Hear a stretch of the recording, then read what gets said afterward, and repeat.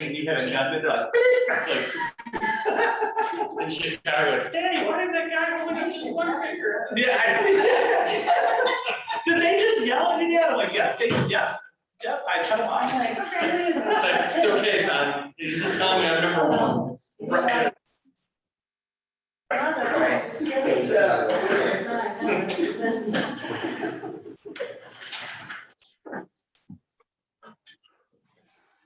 We have everybody here.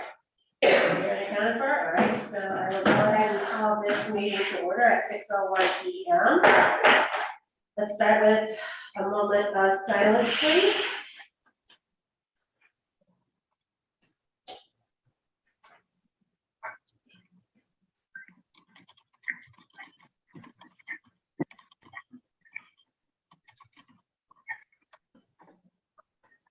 Let's stand for the Pledge of Allegiance.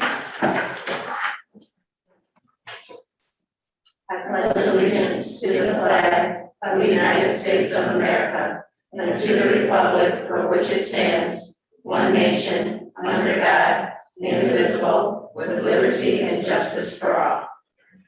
All right, so all of the council, let's make sure that our cell phones are off or on silent, please. City Clerk Domingo, if you would do roll call. Councilmember Clark. Here. Reed. Here. Jackson. Here. Lawler. Here. Lanu. Here. Williamson. Here. And Mayor Snyder. Here. Do I have a motion to approve the agenda? Support. Second. Concerns?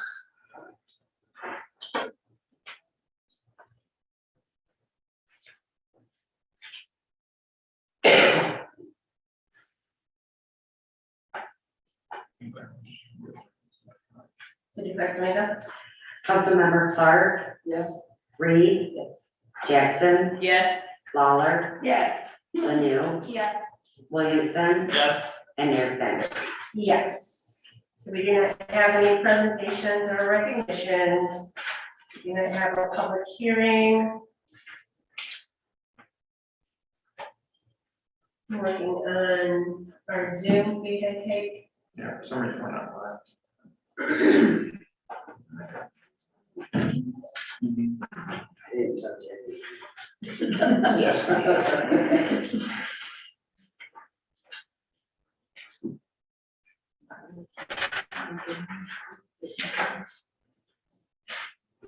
It's recording what you're saying. So do we have anybody on for public comments that pertain to the agenda? I don't think you do public comments on Zoom, but you have to be here to do that. No, we're good with that.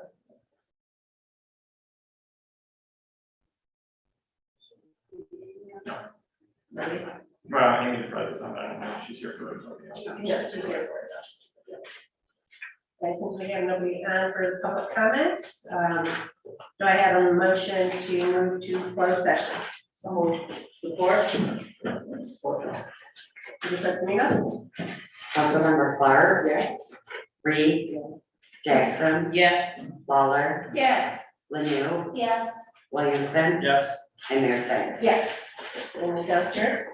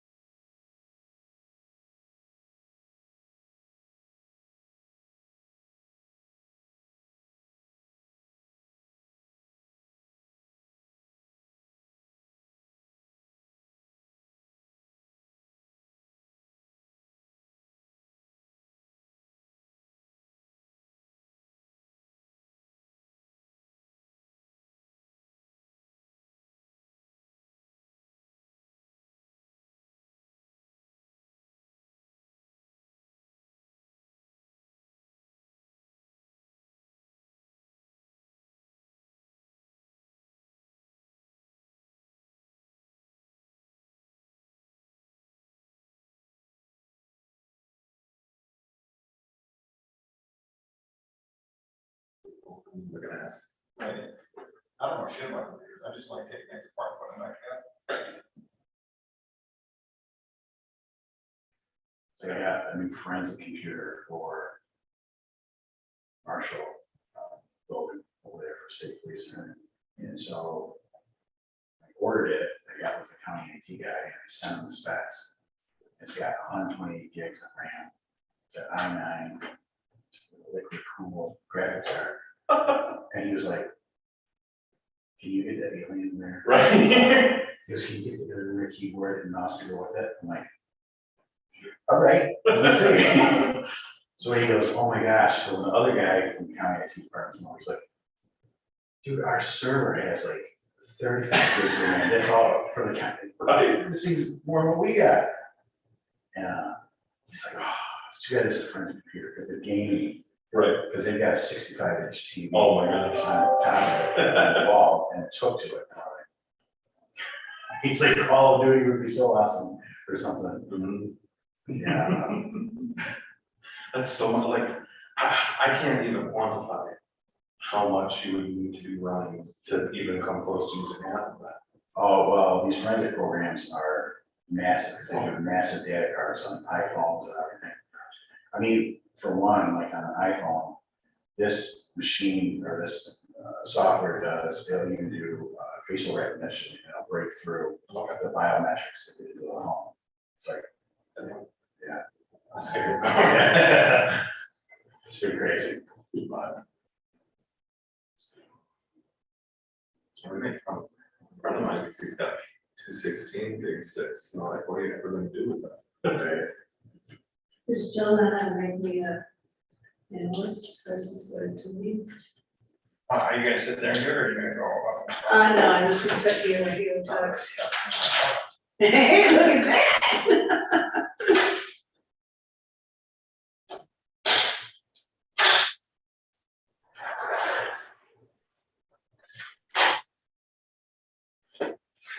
I can do it, yeah. Okay, cool.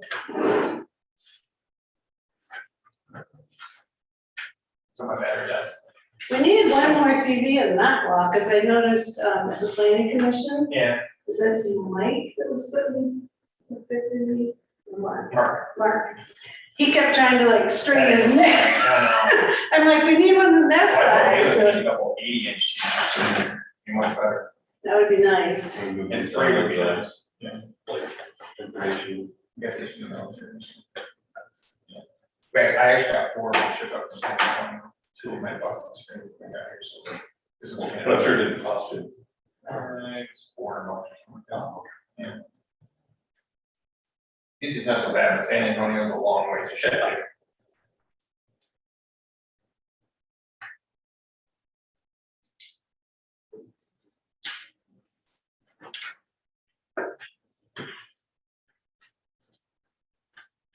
I should have enough battery, but just in case they decide to get talkative. I know, that's what I was thinking about mine. I was gonna set the whole meeting up on my laptop, and I was like, you know what, they talk too much. Yeah, This should be a 15 minute. I know. From, you've told me all the information that they need to know in 2 minutes.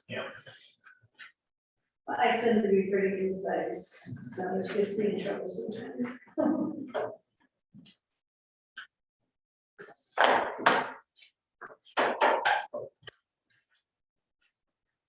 I was kind of trouble in school because they want so many pages, and I'd spend the time not thinking about, here's what I'm gonna write. And then as soon as I figured out what I was going to write, I was already bored of writing it. They wanted you to expound on it. Yeah, My son was that way too. it's usually like I do it in my head, and then already like any satisfaction I would have gotten from doing the assignment, I already did it. So. Did you get in trouble with math? Because he would always put down the right answer, and then he would get only half credit because he didn't put like how he got to it. It's like, I did a little bit of that, but I was. because he didn't do it the way they did it, but he got the right answer. You I know. I do that with my son, because I don't do it the way they want to do it. I'm like, I this is know. not how you do math, this is how you do math. I know. It's like, yeah, you did it right, James. He's like, well, she's only giving me a credit because I didn't write out the steps. I'm like, Yeah. yeah. He writes it out, it's just my way, not their way. My trouble was, I hadn't been in the classroom until freshman year. I was homeschooled all the way through. And so I was just behind on math. Good day, you should be first. I have a little bit different. You're asked not to go back. For a little bit, take a time out, or I feel like we'll go to school or something. I don't know. And maybe it's in the toilet. not really. They never found that one out. We weren't homemade. Not really. Right. Nowadays, you get all kinds of trouble, but back then, you could do those things. And I just heard about these things. I was having this conversation with my girlfriend, I'm like, and I think there's some things like the occasional toilet getting blown up, that's just funny. And she's like, that's not funny. I'm like, all right, okay, but you have to admit that part of that. Yeah, like when you hit the sewer main, and it converts. Oh, $5 million in damages comes. I think we should go. My dad was an electrician when he was still working in the field. He had this apprentice with him. He actually works for the apprentice now, but they were drilling through some conduit or whatever. And Sam, you went right near a gas line. You gotta be careful here, man. Oh, so they come with like a cannabis spray on the other side. And I'm like, Oh, natural through.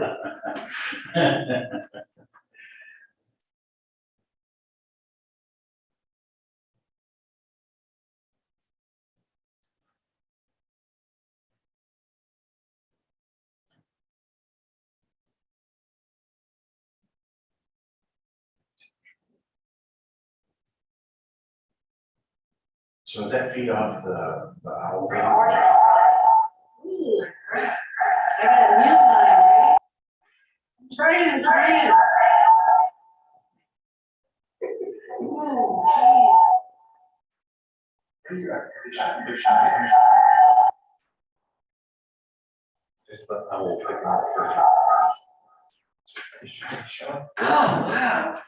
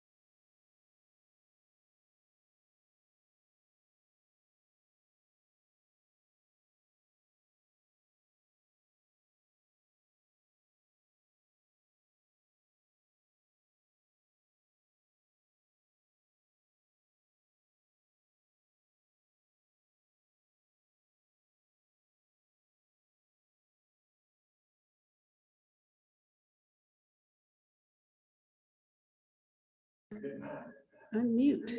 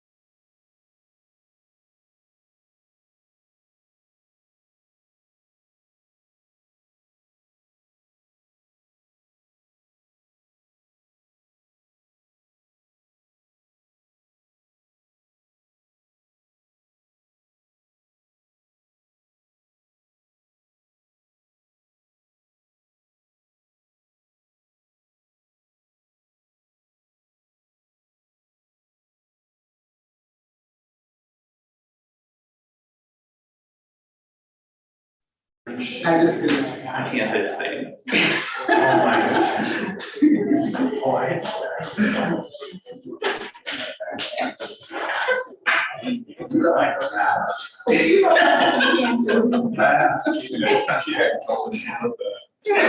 I just thought it was funny. that. Yeah, that's true.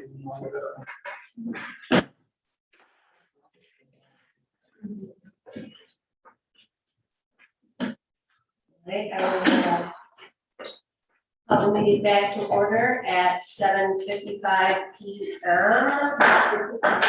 6:55 p.m. Sure.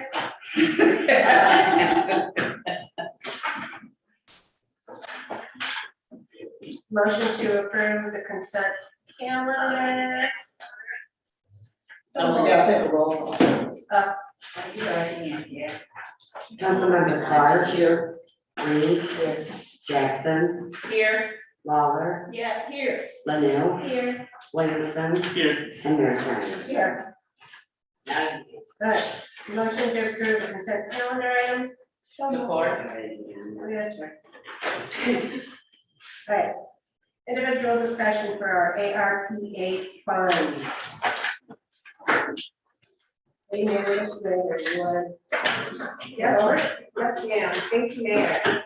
So as council is aware, this was originally scheduled as a study session to discuss how are we going to utilize our American Rescue Plan Act funds. I want to stress this is an informational session. I think as we begin to prepare for the budget sessions for 2022, we will further hone in and identify how we plan to use these funds. But I just want to stress to council that it's important to be very strategic and take our time with using these funds. It's not very often that you get a large amount of money coming from the federal government.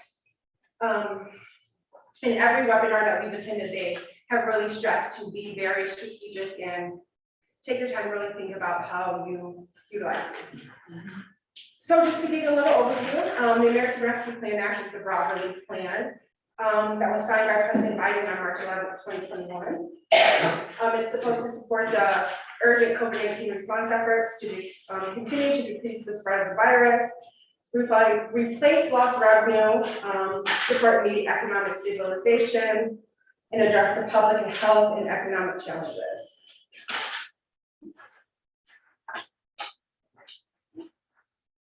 So non-entitlement units of local government or NEUs. It's based off a population municipality with less than 50,000, which Albion we fall within that category. So Michigan is estimated to receive $644 million to distribute to their non-entitlement units. We are expected to receive $879,425. We opted to accept our ARPA funds on July 22nd. We had to complete an application, submit different forms, and that was completed. I believe the state now has 30 days upon us submitting our application to disperse the funds to the local units. So we received half of our funds this year in 2021 and the remaining half in 2022. But we have until 2024 to completely utilize these funds. So allowable uses and prohibitions. So the U.S. Department of Treasury has issued interim rules for how these funds can be utilized. These rules are subject to change. I don't know how many webinars or trainings that we have attended over the past few weeks, months, learning about this, and we continue to do so. So all units that accept the funds, we will be responsible for completing a special audit in addition to our normal regular fiscal year audit. And they have not done the report yet, so we don't know exactly what is required to report how we're using the funds. They haven't got the template completed yet. So it took about 4 months to even figure out how much money Michigan was getting and then how much money other people were getting. So we kept saying you're getting money, and we don't know how much. So it took us 4 months just to get a figure, so. So to further go into the allowable uses, so there are 4 main categories that we can utilize these funds for. One is to respond to the public health emergency or its negative economic impacts, provide premium pay for essential workers, provide government services to the extent of revenue loss, make necessary investments in water, sewer, or broadband infrastructure. So the prohibited use of funds, we cannot put the funds into pension contributions. We cannot replenish budget stabilization funds or our rainy day fund, legal settlements or outstanding debts. So as I stressed, this is kind of just an informational session. We have met internally and discussed and kind of come up with some scenarios to present to you. Yes, it looks like we are receiving a large chunk of change, but however, we have an abundance of needs and these funds can be depleted very quickly. So I'm just going to reiterate, it's very important that we be strategic with how we use these. I expect to have yearly ARPA study sessions until we completely deplete these funds. We will be discussing this further when we begin to have our budget sessions. And we need to take this as an opportunity to partner with surrounding municipalities and organizations to leverage these funds to kind of address some of the larger countywide issues. For example, we are participating in a countywide broadband study. With the land bank, they are really working with the state land bank to address affordable housing across the county. And actually, Governor Whitmer just announced the other day that they are taking steps to address the housing issues in the state. So it's another opportunity to leverage our funds to kind of partner with larger organizations to address these barriers. I'll ask Deputy Clerk Treasurer, back to you. Please jump in when now we're starting to discuss numbers. Yay. So before we get going, the Department of Treasury, they provided us with a formula that we can utilize to determine our lost revenues for 2020. So we have done that. And according to the formula, our general fund, we saw a decrease of $314,000. Our income tax fund was the biggest area of decline with $114,000. Revenue loss reported kind of on a departmental level. Cemetery fund was down about $25,000. We have a minor loss revenue in public safety and code enforcement. And then the utility shut off. Although our water and sewer bills are enterprise funds, so it's separate than our general fund, we did still experience a loss due to extending shutoffs and not receiving penalties and things like that. Is there anything I missed or that you would like to add? Yeah. It is to our advantage to use their formula to come up with revenue loss versus going back and getting actual numbers. So that's the numbers that we are using in all of our estimates, is the formula that they put together to calculate that. So now I've broken it down, so as I started there, the four main categories that we can utilize this for. So public health and economic impacts, we met internally and we just kind of discussed, okay, what can we, if we were to, what are we going to use these funds for? So we earmarked 10% to go toward the EDC to create, you should have that in front of you, and I believe Amy, your presence with us. So Amy, please feel free to chime in to speak on this, but to go for a small business and nonprofits recovery program. So roughly 10% of our ARPA funds is $87,940. Our council chamber HVAC unit replacement, we discussed this. At the start of summer, we brought in someone to look at it, and they told us it's time to replace it. We put as much into it, it's just we need a new unit. And with COVID, it's important that we have filtration here, air moving in and out. So that, based on our estimates, that is coming in about $20,000. Water fountains, we're looking, since we are now open to the public, we don't, big thing was too close on all the water fountains, just people coming close contact with mouth. So we have looked to replace them where it now has a feature where you can refill your water bottle. So we're not putting our mouths close to the spigot. It's touchless. It also has filtration on it. So right now we have looked into there are two here at City Hall, one at the fire station and one at the train station.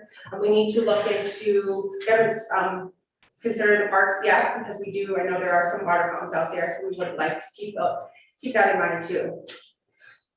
But that comes to almost $5,000, that's not including the plumbing installation costs. And then technology upgrades, due to having to work remotely, having remote meetings, we've had to invest in doing some technology upgrades here at City Hall. Computers, obviously due to the remote work, upgrade our meeting broadcasting, and look into remote pay options. When you're Cash App or Venmo, Apple Pay, we are looking to bring those type of payment options on board so people don't have to come in and do the face-to-face kind of interaction. COVID showed us that the remote pay option that we're using is woefully inadequate. It has not kept up with the times. It is online only. You go into the website to make the payment.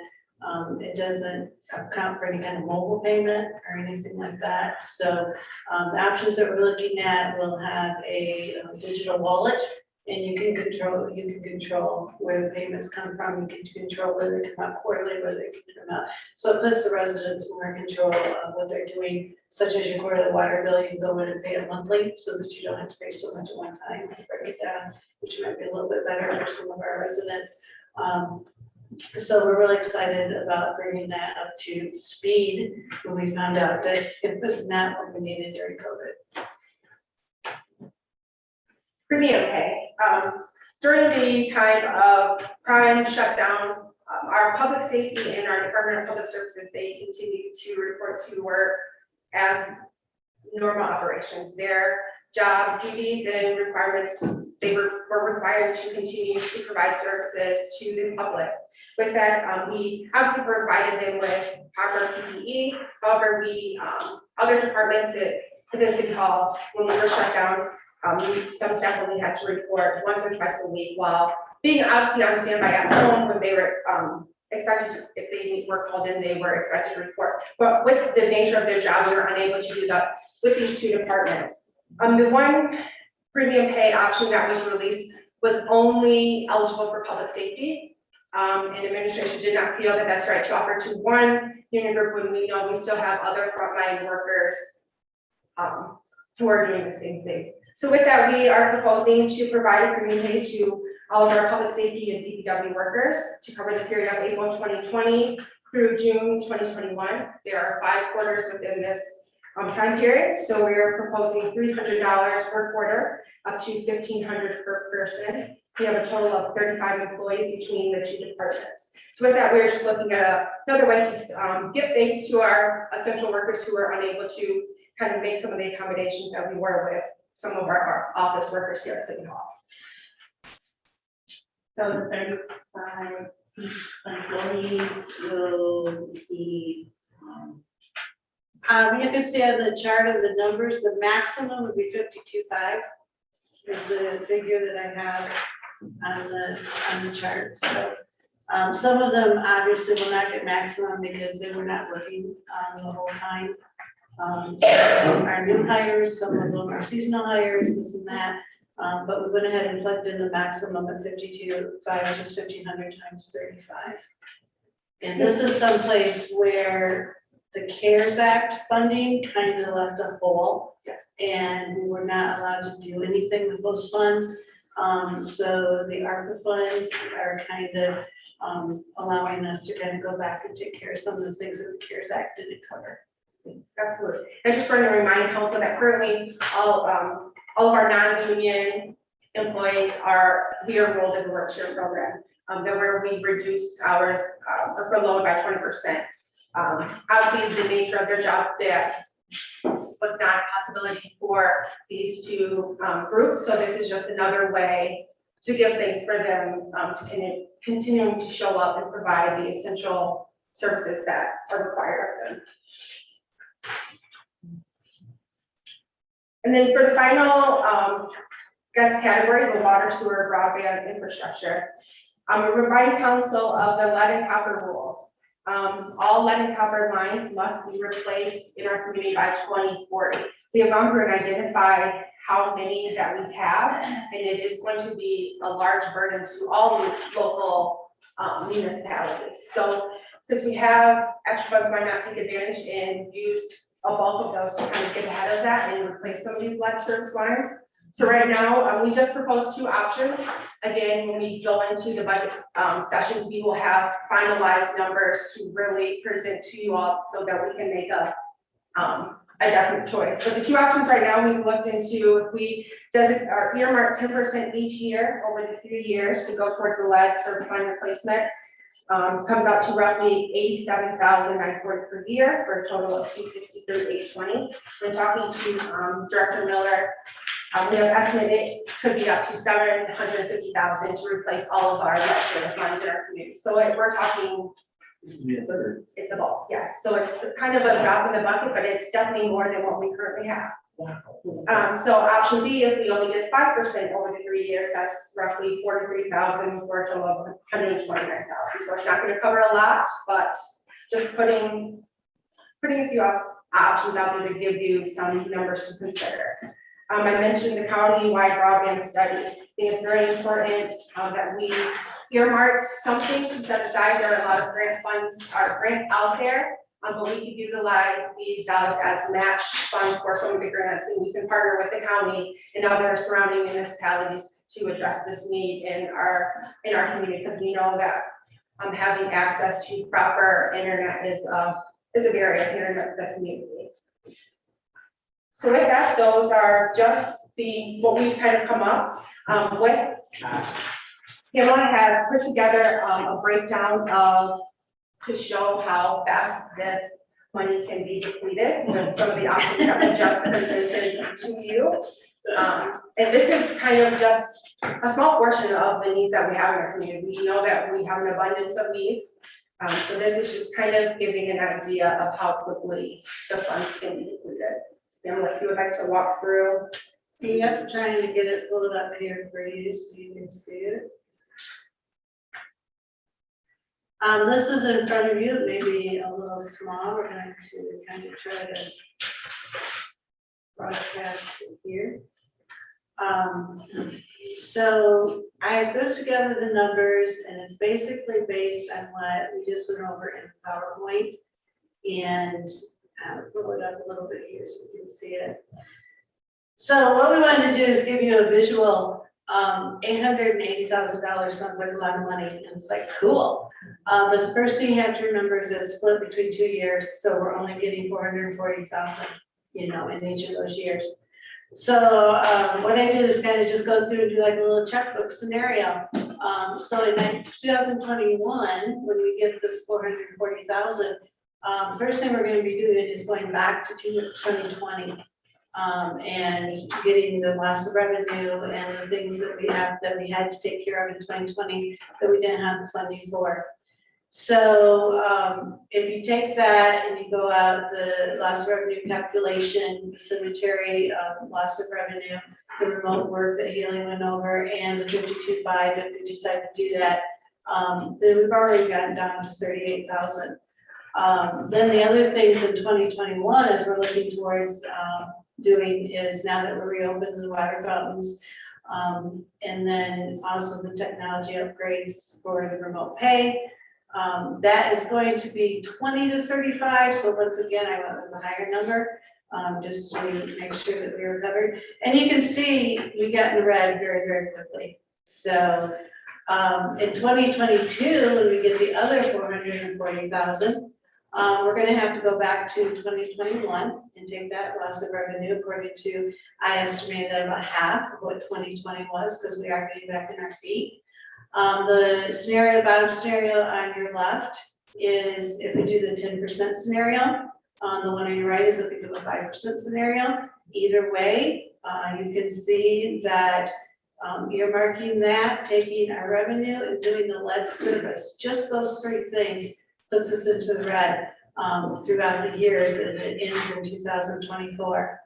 So obviously, this is just to give you a visual of how important it is to really think about how we're spending these monies, and not to just go out and say, oh, this is a good idea, and spend it all in one place at the very beginning, because we're going to have to plan out for all those years. I just wanted to make a note that nowhere in the scenario forecasting was there an opportunity for us to do those broadbands, which we desperately need, or to look at affordable housing, or anything like that. So this is basically a visual chart of what the presentation is. And just to add, I have not, community engagement is actually an eligible, use of these funds. So we have released 2 RFPs to bring a consultant on to help us update our comprehensive plan, which we received 2 proposals yesterday. So we're excited to move forward with that. And then council, you've asked that I release an RFP to bring on just, someone who can help us with community engagement just throughout our community. So I think that we haven't even factored those costs into that. So we are still, and it's kind of unknown right now until we receive those bids to see, okay, this is generally what it runs to bring a consultant on to do these types of services. But I would estimate that could range from another $30,000 to $50,000 just to bring someone on board to help us with that. In the long run, that's going to be money well spent because those comprehensive plans are very important in getting grants. I know the guys has talked a lot about getting those grants in and having a grant writer. And the first thing that any grant asks for is your plan, your 5-year plan, your transcripts. So we're probably gonna get that money back when we go to apply for grants. It's gonna pay for that, but it's at the start of that, we gotta put that money up front.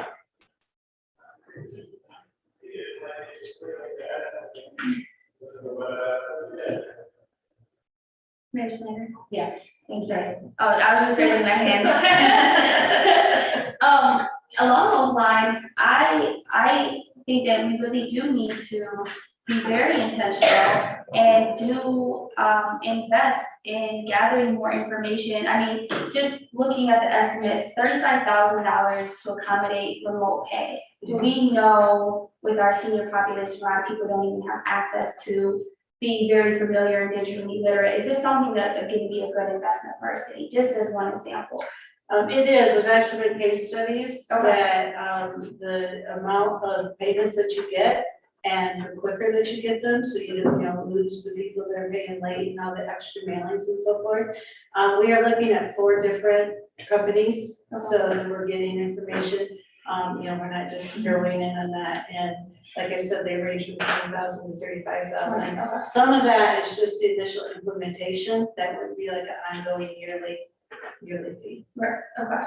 So, well, thank you for clarifying that for me, but with regard to other things that I know we are very concerned about that we perhaps could be pursuing grants for related to our housing needs, et cetera, having more clear and current data regarding the needs in our community, I think is something that would be in alignment with updating our 5-year comprehensive plan and just further illuminating really what our needs are so that we can plan accordingly and make sure when we're pursuing grants that we have a very strong ask. So I don't have a lot of information with regard to, research firms and things like that, but that's something that I would ask that we prioritize early on. So as we explore options, we have concrete data to use.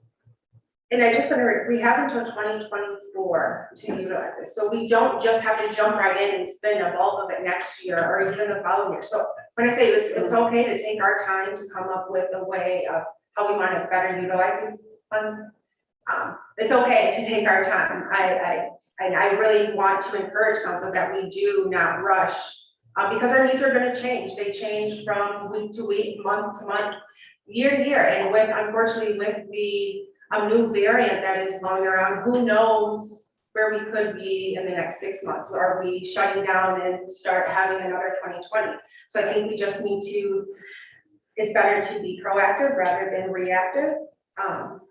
And with us bringing on the community engagement specialists, we can engage with our residents to share this and get feedback on, okay, we have these funds, what would you like for us to utilize them with? So right now, we've just kind of come up with some of the immediate needs that we know internally, just to kind of present. Just it can go very, very fast.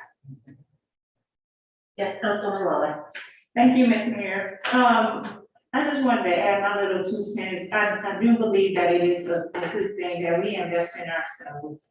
I know we do a lot for, as far as partnering with people, and we do go out and tell people, hey, you need to get, your house or whatever on the outside, your facade together. And I'm just wondering and hoping that we can use some of this to upgrade our facility here at City Hall. And I'm excited to see that you did say something about the lead service and the sewers and getting all that fixed. So I'm really excited about that. And I thank you for that information. But my only concern is how much we can use to upgrade our own house.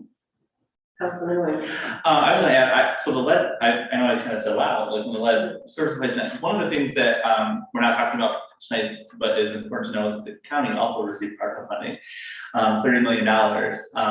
Battle Creek received ARPA funding far more than we did, in the millions of dollars, as a municipality. So when you shared tonight that, upgrading all of our lead service lines is I want to say only 760,000.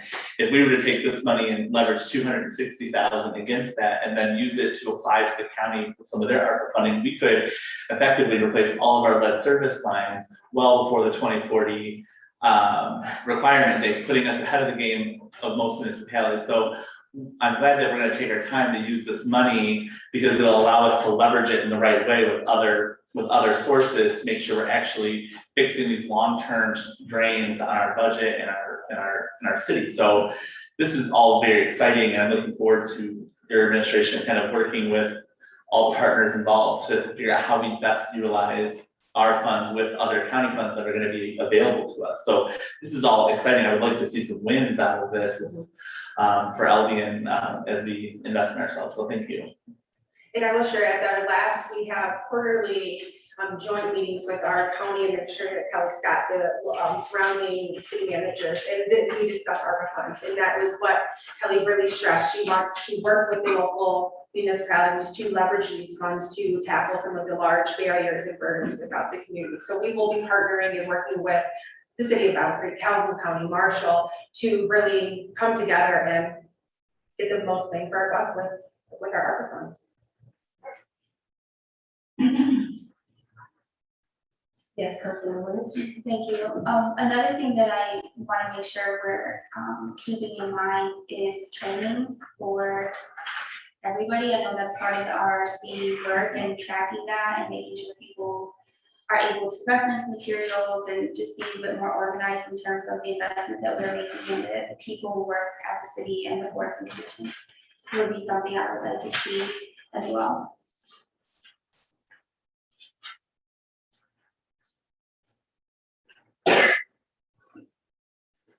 Any other questions or comments?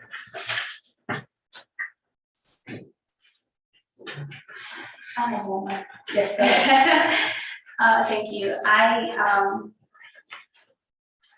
mean, so the way I'm structuring this is really thinking about, again, how we leverage these funds and pursue grants and things like that. So, you know, however that looks in terms of grant writing within the administration and, you know, the ability for the city to really have the capacity to pursue these larger projects will be another thing to make sure we're evaluating.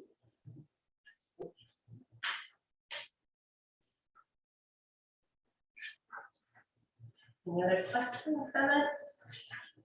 Was Amy gonna be on to talk about her? I believe she is on. Amy, are you with us? She is on. I am. I didn't know if you had any questions on it or if it was even appropriate. I noticed on the schedule that Peyton put up that it looks like the 10% is kind of earmarked based on the presentation for 2022. This program that I had written really is probably a 2021 need. So we would probably want to revisit it, but there's an opportunity for us to offer some response grants for small businesses that were severely hit in our community with COVID.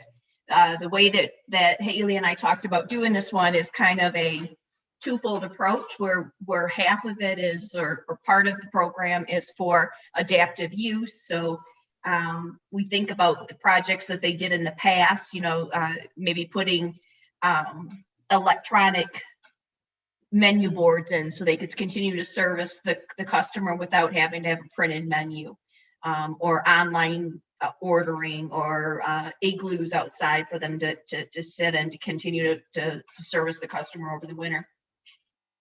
Taking that thought process forward to this next year, who knows what's going to happen, but the opportunity is that we can continue to find ways to be more creative to meet the customer's needs. So the adaptive piece, the refit, refocus, reinvent, really focuses on whether it's a project that they've already done and has not been reimbursed, or one that they would like to do, and be ready for, you know, any other kind of requirements that come down, or just to be more creative in meeting their customers' needs. The second part of it is to offer a, how did I word that? A competitive advantage hiring grant. We all know that staffing right now is critical, and businesses are going to have to start upping what they pay, doing sign-on bonuses and other things. So this would give them the opportunity to write a program to incent hiring. It gives a few examples, but it would allow up to $3,000 for them to have a competitive advantage in hiring through this kind of a grant opportunity.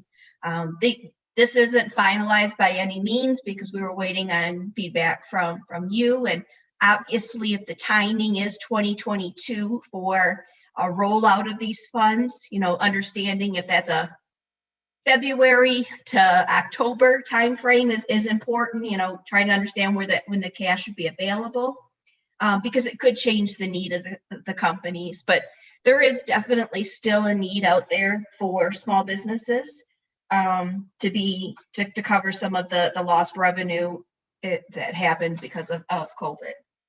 Is there any questions?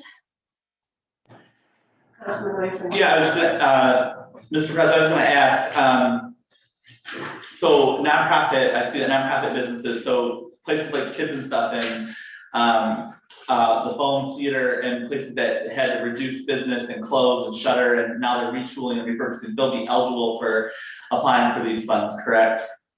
The adaptive use piece, they are not eligible for nonprofits the way it's written. That's something that we can discuss.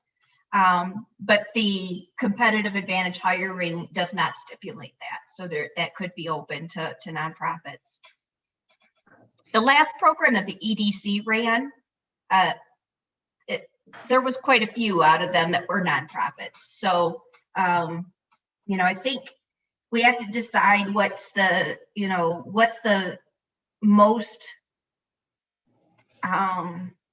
what's the biggest need and who's not getting access to these funds. I know that many of our small businesses couldn't get access to the funds for many reasons, whether they didn't have the technology to get in, they didn't have the capacity to get in and get in line for those opportunities, or they just didn't have the ability to pull the information together.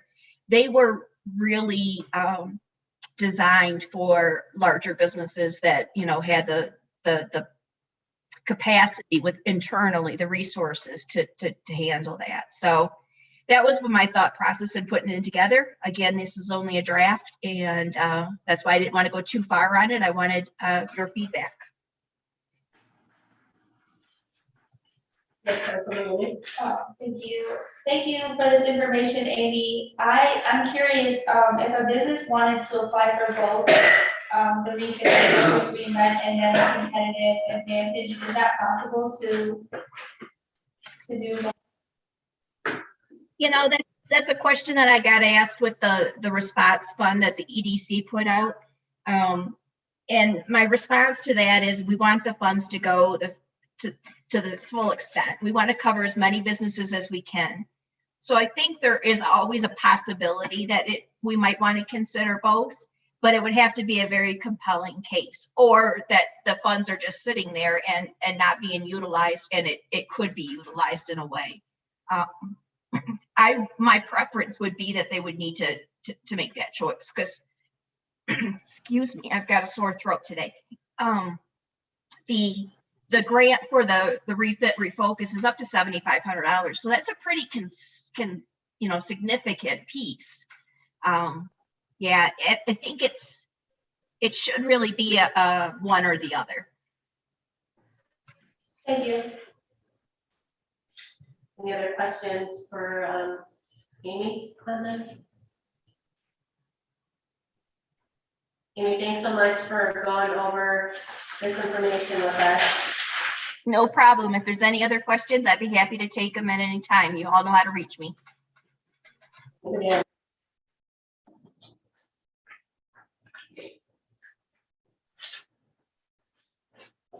Any other questions? Yes, Councilor Lewis. Thank you. With regard to the county-wide broadband, are there any preliminary estimates with regard to like tentative municipal contributions to that? Not that I'm aware of, that's all now.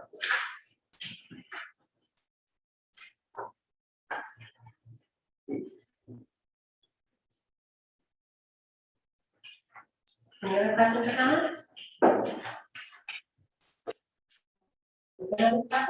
Or do I?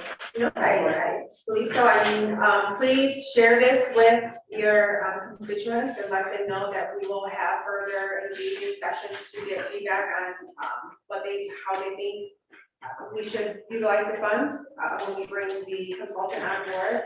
We are continuing to fine tune some of the numbers by getting estimates and whatnot, so we will bring final numbers when we begin our budget sessions. And we will, that's when we will dedicate where we utilize these funds. Any of the department heads who have joined us, do you have anything else that you would like to add in or weigh in on? Okay. Councilor, did you have again or? No, that was stretched. Let's make sure we're on. Okay. Future agenda items. I know we have our packet, but we still have time to add agenda items if anybody feels the need. Oh. Yes, Councilor Rowland. And if this is already taken care of, forget about it, but the training for the racism and health crisis, have we found anybody, or do we can we get an update everywhere? Yep, no, after I respond to that email, I will be reaching out to Star Commonwealth. They do provide us training that we can take advantage of. And then there are also different trainings throughout the state, vendors who provide training. We have started doing other trainings internally within departments. Finance team, they had their first training was last week. Your husband's do. DPW, I know they've started conducting different trainings, so more information to come. Who was? I'm sorry, I didn't hear. Who provided your training? It was through the National Treasurers Association. They were at a conference down in South Bend, and they allowed the keynote speaker to be streamed. And it was all about reading body language. When people come up to the window and how to de-escalate, if they can pick up on cues if they're upset. And so it was really good for the first one. And quite a lot of things were like, oh, so I was very happy with that one. So sorry. Thank you very much. Anything else? Yes, Councilor. I had asked, and if I apologize if I didn't see it, but would I mention about the water tower and what did it look at before? And then I asked if our numbers went up during COVID and how was that affecting that to see if we can get those numbers. About 3 council meetings. You mean the water usage? or- Yeah, because there's, at one time the council was talking about repairing that. Mhm. Yeah, and I just wanted to know, how much, what the usage was, during COVID, to maximize the percentage that we use now, because I guess that's the big thing going forward that we need to look into. Just want to know where you were at. Councilor Reed? Just wanted to announce, and I want Monday night too. Precinct, 1, 2, and 3 is having a precinct meeting Wednesday, August 11th at 6 o'clock. Habitat for Humanity is going to come and tell us about their programs, and they will also have applications there for people to apply to that. Yeah, where? What building? At the community, Albion Community at that school. We're gonna have, it's going to start there until they get the details through and all the explanations. Then right down the street on Turpentine, they've got a house that we're going to do.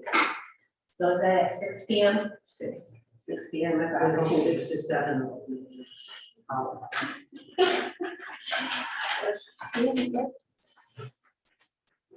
Any other agenda items? All right, do we have anybody for public comment? No. No? Okay. Do we have a city manager report this evening? All right. Any council comments? Yes, Councilwoman, Lawler. Okay, thank you, Ms. Mayor. I just have one question, and I may have missed this, so I gotta go back and check. Okay, so when we talked about, what the funds could be used for, and I did see sewer. Also, one of the things, can you buy equipment with this for sewer? I guess is my main question. Can equipment be bought with these funds? I have not heard of it, they've only stressed repair projects, but with their interim rule, so it's always changing, but the next webinar that we are attending, they have a Q&A session, so we can. It's August 10th or 11th, I can't remember which one. But so far it has been infrastructure itself. So I'm not sure if equipment would be considered infrastructure. But if it can improve.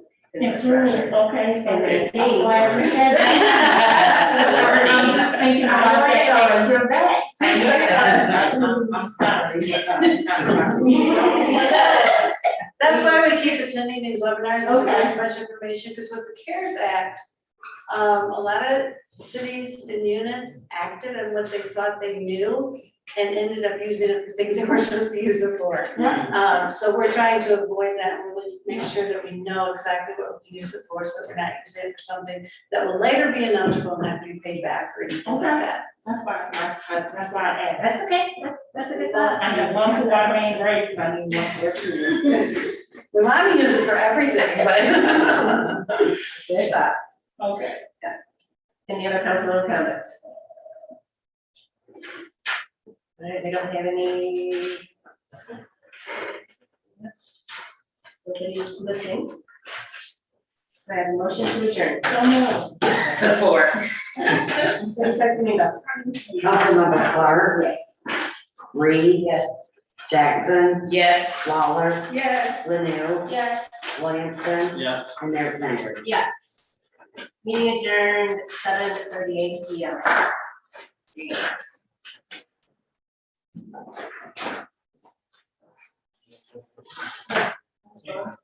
Really well. Thank you. I will.